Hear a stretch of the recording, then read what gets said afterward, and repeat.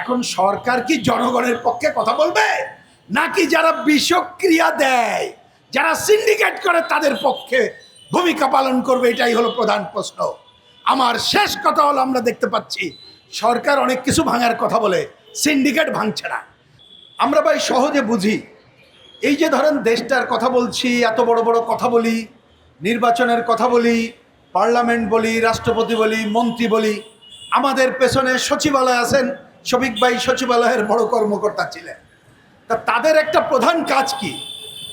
এই দেশের মানুষের অধিকার নিশ্চিত করা বা মানুষের বেঁচে থাকা নিশ্চিত করা।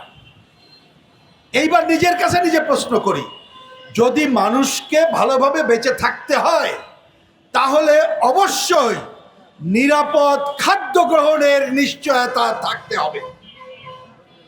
আজকে কিন্তু দেখবেন কথাবার্তা এরকম আসছে যে নিরাপদ মানে খাদ্য, প্রাকৃতিক খাদ্য, যদি আমরা নিরাপদ খাদ্য পাই এবং তার যদি যথাযথ ব্যবহার নিশ্চিত করতে পারি তাহলে আমাদের জীবনযাপন ভালো হয়, ডাক্তার কবিরাজ ওষুধ বেশি যেতে হয় না এবং আমাদের জীবনের একটা নিশ্চয়তা হয়।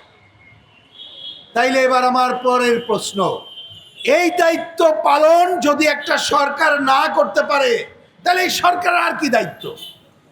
আমি তাই আজকে এই দিবসে প্রধান বক্তব্য বলতে চাই, সরকারের প্রতি আপনি জনস্বার্থে দায়িত্ব পালন করার কথা বললে প্রথম কাজ করেন নিরাপদ খাদ্য নিশ্চিত করেন। এর জন্য দুই তিনটা কথা বলি। প্রথম কথা, বাংলাদেশে খাদ্য উৎপাদনে কিন্তু ঘাটতি নাই, জানেন, কিছু ঘাটতি আছে, আমদানি করতে, আমি সে আলোচনায় পরে যাচ্ছি না।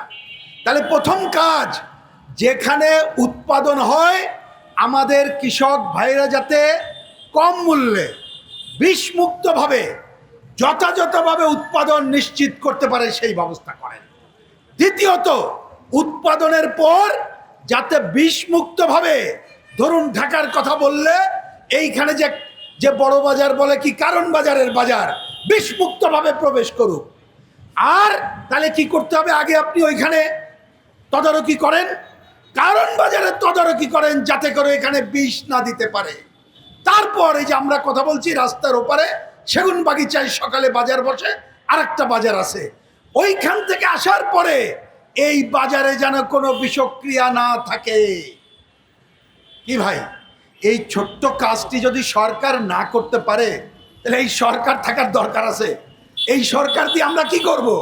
তা আমি দাবি করি, প্রথমত নিরাপদ খাদ্য নিশ্চিত করার জন্য এই যে সামান্য কিছু কথা বললাম, এইটা নিশ্চিত করে সম্ভব। আমি সময় বাড়বে কথা বলছি না। আমাদের এই ভাই এক সময় এই যে ভোক্তা অধিকারের দায়িত্বে ছিলেন, আমরা একসাথে অনেক কথা বলেছি।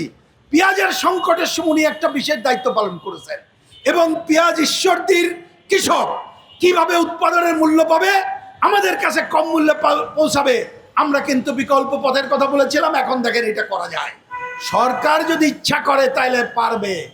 এখন সরকার কি জনগণের পক্ষে কথা বলবে, নাকি যারা বিষক্রিয়া দেয়, যারা সিন্ডিকেট করে তাদের পক্ষে ভূমিকা পালন করবে? এটাই হলো প্রধান প্রশ্ন। আমার শেষ কথা হলো, আমরা দেখতে পাচ্ছি সরকার অনেক কিছু ভাঙার কথা বলে, সিন্ডিকেট ভাঙছে না। সুতরাং সিন্ডিকেট যদি না ভাঙে, তারা কিন্তু ওই পেঁপে বিষ দিয়ে খাওয়াবে, তারা কয়রা থেকে তরমুজ ঠিক মতো আনতে দেবে না, আনলেও এইখানে ভোক্তারা যাতে ঠিক মতো দামে পায় সেই ব্যবস্থা করতে পারবে না। তা আমরা হাউতাশ করে কি করব?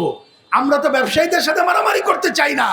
আমার তাই পরিষ্কার বক্তব্য, উৎপাদন থেকে শুরু করে খুচরা বাজার পর্যন্ত নিরাপদ খাদ্য নিশ্চিত করেন, ভোক্তাদের যথাযথ দাম নিশ্চিত করেন, সিন্ডিকেট ভেঙে দিয়ে আমদানিকৃত পণ্য যাতে বেশি দামে বিক্রি না করতে পারে তার ব্যবস্থা করেন এবং সেই জন্যে বিভিন্ন এলাকায় এলাকায় ন্যায্য মূল্যের দোকান খুলুন, রেশনিংয়ের ব্যবস্থা করুন। আর সবচেয়ে বড় কথা বলে শেষ করি, আমাদেরকে সবাইকে নিরাপদ পানি, খাবার পানির ব্যবস্থা করতে হবে বিনা টাকায়।